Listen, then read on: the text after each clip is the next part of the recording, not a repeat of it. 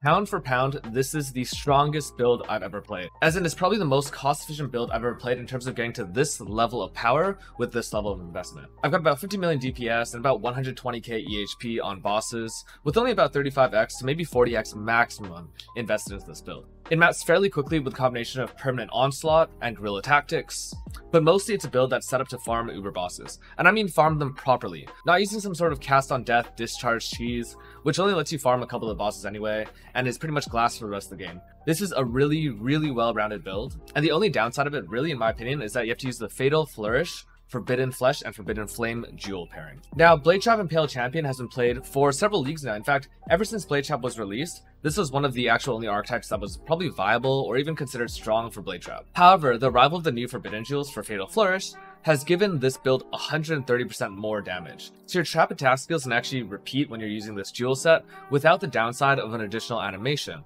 Additionally, you also get that 60% more damage on the repeated attack. In other words, any trap, mine, or totem attack will be insanely powerful because it comes without the downside. Some of you would have seen Captain Lance's Blast Rain build already, which looks pretty cool. The damage is quite nice. But for me, it's really hard to play a build that doesn't use either Shield Charge, Rolling Blades, or Leap Slam. And also, the use of a shield lets you get much stronger defensively, much more all-rounded. And frankly, Blade Trap is just insanely powerful on its own already. And I think getting to this level of power with another trap skill is very difficult. The other thing I've been thinking about is maybe using Toxic Rain Mines. But I've heard strange things about targeting, so I'll play with that later. In terms of those defenses, I've got Endurance Charges, about 50k armor and evasion, a ton of aura scaling, a totally flexible flash setup since you never lack movement speed, 12% life regen while bossing, Champion Fortify, and great mobility. It's basically got all the defenses of a solo self-found hardcore Helix champion, but instead of having life get on hit, I'm using regen instead. And then obviously I have about 10 times the damage. I've got a total cost breakdown inside the notes of the POB, and the way I did this was just going through my client text in my Path of Exile directory. And based on that, I've spent about 34.9 exalts total. And 25 of those exalts were spent on just buying the jewel set. Aside from the core uniques, it's also very easy to self-craft most of the rare items. And in terms of accessing this level of gear, I'm not even sure something like Seismic Trap would get onto this level, insofar as getting to this level of damage without sacrificing defenses. So in terms of damage scaling, this build relies on 3 core uniques: Paradoxica, Perseverance, and Slave Driver's Hand. Paradoxica is just really great for Impale builds in general. Really powerful sword, especially when you have other sources of flat fizz, like a Divergent Chance to Bleed or Poacher's Mark. The latter 2 uniques in this combo, Perseverance and Slave Driver's Hand, pair really well together. Perseverance gives you Onslaught, which wouldn't usually benefit trap skills, but Slave Driver's Hand turns cast speed into trap throwing speed. In other words, any sort of onslaught scaling, additional cast speed from rings that I'm using, or from the flash suffix, will scale your trap throwing speed. A really important stat, not just for the pure damage output for this build, but also just for playability and quality of life. You can even opt in for a Vol Haste setup if you want to have even more burst damage. You could do this, but I've chosen not to because I really value having Vol Molten Shell stacks when I'm doing Uber bosses. Slave Driver's Hand also gives you Endurance Charge generation, which you don't get otherwise usually, and also solves the cost problem for traps. Now, Saboteurs feel really comfortable running life tap support on a lot of their builds, but as a champion you have less passive recovery, and your regen really matters. Slave Drivers lets you convert all your mana cost into life cost without the significant downside and cost multiplier of life tap support, which is I think 300%. This build is able to impale cap while still avoiding the entire left side of the tree, and I'm using a combination of a large cluster notable, 2 regular jewels that giving me impale chance, crit multi, and life, the sword mastery giving me 20%, the champion ascendancy which is giving me I think 10%, a Pride Watcher's Eye giving me 25%, and finally Paradoxa which is giving me another 25%. All this lets me scale the Impale support gem, which is no longer as strong as it used to be, and also lets me skip Dread Banner, which is quite good for your damage, but I really like what Defiance Banner gives you in terms of defense, in terms of more scaling for your damage as well because of Perseverance and trap throwing speed. These jewels will make so many trap, mine, and ballista duelist builds viable. In fact, I think this jewel is so strong, you could even probably pick the Gladiator Ascendancy and actually play a skill with it. I still wouldn't do that because Champion is insanely broken. Thinking about this more though, even if I was to drop the jewel combo and just play this build without it, I would still probably be around 25-ish million DPS because of access to 2 more jewel slots, and I'd have a tiny bit more life as well. So honestly, I think the core concept of this build as a Blade Trap Impaled champion is also really incredibly strong. It's unfortunate that it does rely on some core uniques, but beyond this, the efficiency of this build is really just outstanding.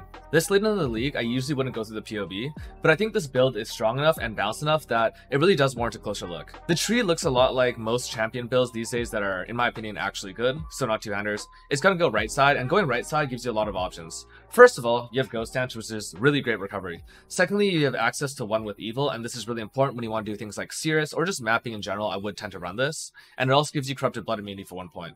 Access to Lethe Shade is also really important for certain bosses, things like Uber Shaper, Uber Sirus, and Uber Elder. Finally, using the entire right side of the tree means you have virtually no attribute requirements. A quick note, some people have recommended going Glorious Vanity on here, but I personally don't like it. When you put this Glorious Vanity in, yes, you get about 1k more ES, and that's very powerful, but in SC trade, that means you'll need a lot more accuracy, because these Dexterity nodes and Art of the Gladiator really help to get you to the accuracy count. Additionally, you'd be giving up a Jewel Socket, and my Jewel Sockets are really starved. Jewels are just so powerful, and I don't really want to be running up voices. The gearing is fairly intuitive as far as a champion and impale goes. I already mentioned the Paradoxica, but this shield is really interesting. It's a Shaper shield. I think there's one other influence that you can roll this, but I get 30% increased reservation efficiency on whatever auras or reservation skills I put into here. Without this shield, I can't actually run all my auras for this build. I have to give up something really valuable, maybe dropping precision, maybe dropping vitality, neither of which I really want to do. You can also go for a Synthesis Implicit with a 20% increased reservation efficiency,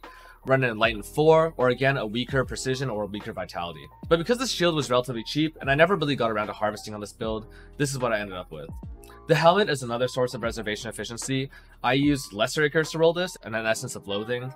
You can see the rolls on this are nothing special at all, no suppression, but this is really good enough as is. The cast speed implicit is also really great because again, cast speed turns into trap throw speed. For my armor, I decided to go with an Aura Effect Redeemer chest. There's again other things you can do in here. Synth implicits are once again incredibly strong, but it's a fairly flexible slot, and I was really broke. The Slave Driver's Hand locks into your glove slot, and then your boots are also fairly flexible, but I think that the Brittle Ground is non-negotiable. You can see that if I take out Brittle Ground, I lose about 13 million DPS. And when you have a decent roll on this, like 4, 5, or 6 seconds, the Brittle Ground is actually fairly easy to apply. Being a champion with good defenses and really fast mobility means you can walk through bosses really easily, and I found this to be way more usable than Brittle Ground in all the other builds I've ever played. I've chosen to go with Cannot Be Chilled as the movement speed prefix. I think chill immunity is really important for Uber bossing, and just in general while mapping, it's really strong. For my amulet slot, I'm using an All's Uprising. You can also use a Determination version, a Grace version. Ashes of the Stars is another amulet. It's not as good, and it also costs 20 times more than this All's Uprising, which I bought for 2 exalts. Normally, I'd consider other amulets like a rare amulet, but because this build is just so strong with base auras, All's ends up being incredibly valuable and super cheap. Both my rings have cast speed, life, resistances, and I'm using Elrion crafts on both.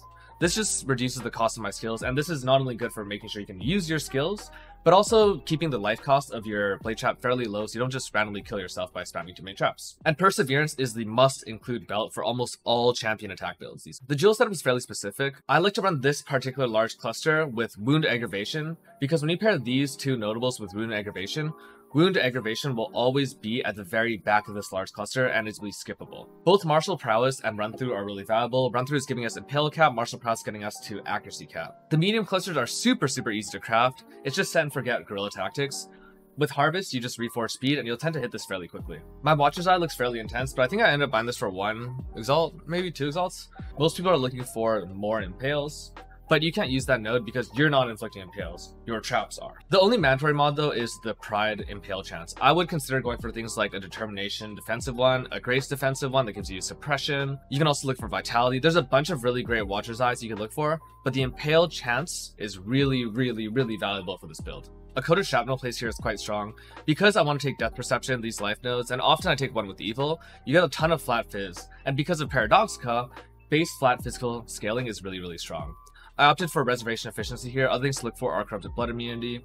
But in general, Coated Shrapnels will be really cheap with good Corrupted Implicits because they're just so damn common. My other jewels include the Forbidden set, and then finally these rare jewels that are just using multi with one-hand melee weapons, max life, and impale chance. These aren't even 4 props, I just can't be bothered. The one thing I want to point to is this really annoying Divergent Blade Trap. So, Blade Trap actually has an issue with the server right now where if your rotation speed is too quick, hits won't register on monsters. Let's say you're running Divergent Blade Trap, which gives you rotation speed for quality, with an Ashes and 20 qual. At 100% rotation speed, you're losing something like 40% of your hits. You can test this in PvP with Poison. A couple people from my chat were doing this, and it's just a huge DPS loss. But in theory, getting up to 25% rotation speed should be acceptable, because when you dual wield, you get 25% increased rotation speed, and you don't lose any hits from that. As a result, I'm using a 12 quality Divergent Blade Trap, and this is giving me 24% rotation speed. Now, it isn't technically a DPS increase, however, it does make Blade Trap's damage more responsive, which is really helpful for mobile bosses like Maven, Sirus, and honestly just makes the build feel better, but it's totally not mandatory at all. The other thing I want to mention is Poacher's Mark versus Assassin's Mark. So both of them are actually fairly good. Assassin's Mark is actually more DPS if the enemy is not on fertile ground, whereas Poacher's Mark is much better when you do have that fertile ground because you're already crit capped. I think in general, Poacher's is going to be stronger because it lets you opt into that Fizz reduction mod when you're running really juicy invitations, and Height of the Hubris doubling Fizz DR sometimes means that you're entering a map with like 80% Fizz damage reduction. So taking that number from 80% down to like 30 or 40% means that you can pretty much run any invitation in the game as long as you're not willing to reduce aura effect and reduce damage from critical strikes. I know at this point it's probably starting to look like I'm a trap one trick. The truth is I don't love traps that much, but they just feel so much better than every other skill. You get so much more damage, especially with the Fatal Flourish duel. I couldn't resist. Even if you don't enjoy playing Blade Trap, I would try as soon as possible to pick up a set of these jewels. They can enable so many different skills, from wand-based attacks, bow-based attacks, to mines, to traps, whatever it may be. But we may very well see these things be adjusted for next patch just because they're so incredibly broken for the game. And honestly, Fatal Flourish has taken my love for traps to a whole other level.